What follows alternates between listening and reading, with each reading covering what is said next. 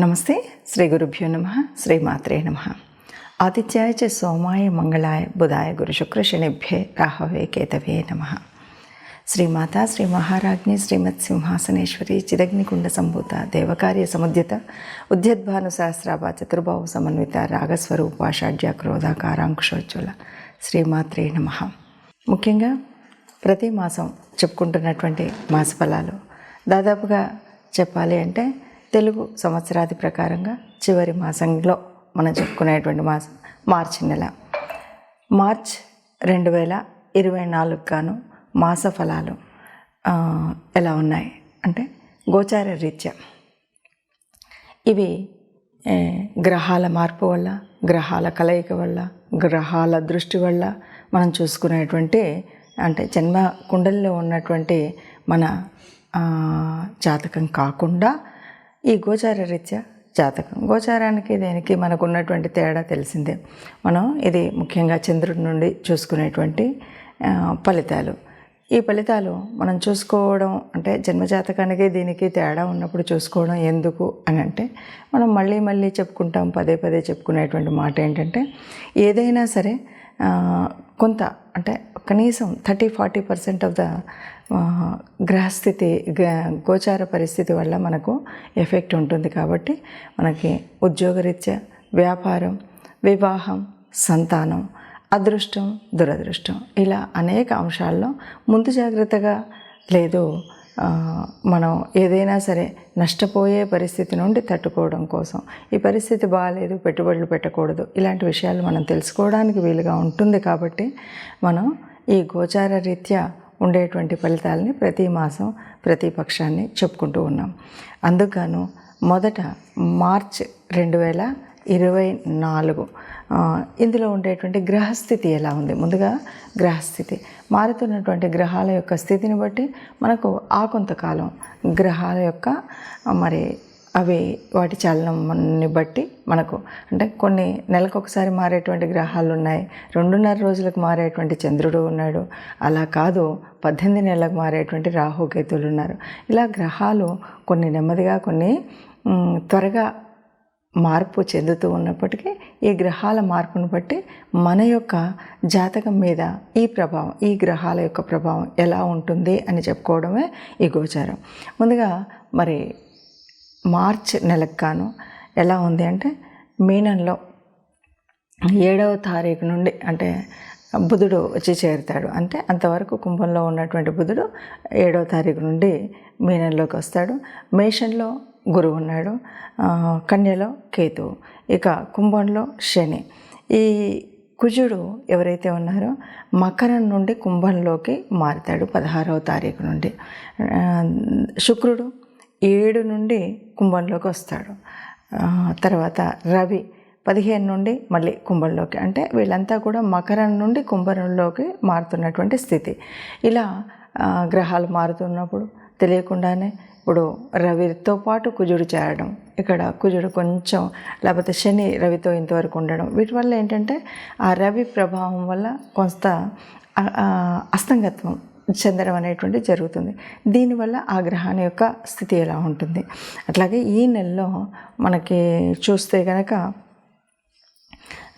అమావాస్య 9వ తారీఖు ఉంది, అంటే 25 పౌర్ణమి. ఈ నెలలో ఈ పరిస్థితి ఉంది.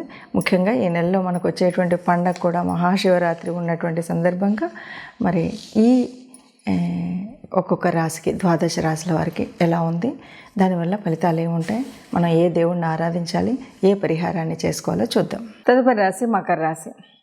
మకర రాశి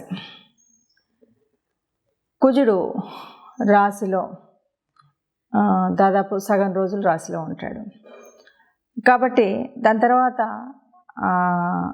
తర్వాత శని కలయిక వల్ల ఎట్లా ఉంటుంది. శని కలయిక వల్ల కొంత స్ట్రెస్, కుజుడు శని ఇద్దరు కలిసినప్పుడు కొంత స్ట్రెస్ ఉంటుంది.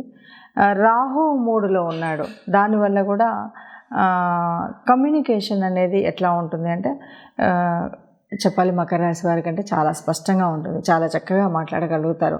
చాలా రకాలైనటువంటి అంటే మీరు మాట్లాడినప్పుడు ఎవరైనా వినసొంపుగా ఉంది, వినాలి, వినగలుగుతారు. అట్లాగే మీరు చెప్పిన మాటకు విలువ ఇచ్చేలాగా ఉంటారు. అయితే ఏదైనా కావాలన్నప్పుడు అంటే 16 తర్వాత మనం ఏదైనా కొనాలి, ఏదైనా చేయాలి అంటే అంటే రెండవ పక్షంలో కనుక చూసినట్టయితే కొద్దిగా జాగ్రత్తగా ఉండాలి మకర రాశి వాళ్ళు. వివాహానికి చాలా అనువైనటువంటి కాలం ఈ కాలం అని చెప్పొచ్చు. కాకపోతే సంతానం యొక్క మొండితనం వల్ల మనకు కొంత చికాకు కలుగుతుంది, దానివల్ల కొంత చింత కలుగుతుంది.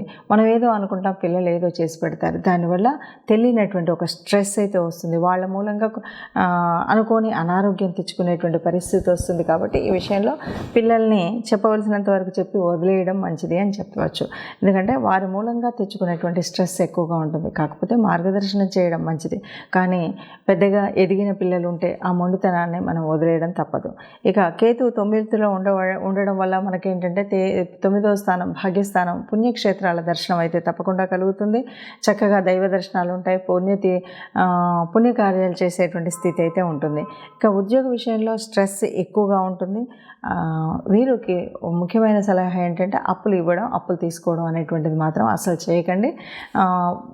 ఉన్నటువంటి పరిస్థితి కొద్దిగా ప్రశాంతంగా పెట్టుకోవడం అనేది చేయాలంటే ఈ అప్పుల విషయం జోలికి వెళ్లకుండా ఉంటే మంచిది. చూశారు కదా, మరి ఇప్పటి వరకు ఉన్నటువంటి గ్రహస్థితి ఇలా ఉంది కాబట్టి మరి మనం ఇలా ఉన్నటువంటి గ్రహస్థితిలో ఏదైనా పరిహారాలు చేసుకోవాలి అంటే ఏం చేయాలి దీనివల్ల? ఎందుకంటే దాదాపుగా మనం చెప్పాలి అంటే ఒక మాట చెప్పొచ్చు, ఎప్పుడూ కూడా ఈ గ్రహాల యొక్క ప్రభావం మన మీద ఎలా ఉంటుంది అంటే సహజంగా మన పూర్వపుణ్య ఫలితంగానే ఈ గ్రహాల యొక్క పరిస్థితి అంటే గోచారరీత్యా మారుతున్న జన్మజాతకంలో ఉన్నటువంటి గ్రహాలు కానీ ఇప్పుడు మనకు అంటే ఏళ్ళనాటి శని, అర్ధాష్టమ శని, అష్టమ శని ఇవన్నీ కనిపిస్తూ ఉంటాయి కదా. ఇవన్నీ ఎందుకు ఉంటాయి ఏమిటి అంటే ముఖ్యంగా మనకు మన యొక్క కర్మఫలం వల్ల.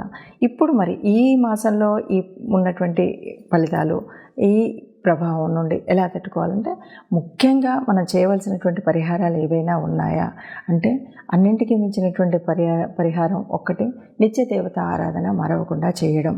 ఇక రెండవది మనకున్నటువంటి రాహు కేతు, ఈ 2 గ్రహాలు కూడా కొంత ఇబ్బందిని కలిగించేటువంటివి. వాటితో వచ్చినటువంటి ముఖ్యంగా మనకు రాహుతో బుధుడు కలవడం వల్ల వచ్చినటువంటి పరిస్థితి ఏమిటి అంటే బుధుడు అంటేనే మన యొక్క తెలివితేటలను ఎక్కడ ఎప్పుడు ఉపయోగించాలి అని ఆ ఉపయోగించే విధంగా మనకు మార్గదర్శనం అవుతుంది.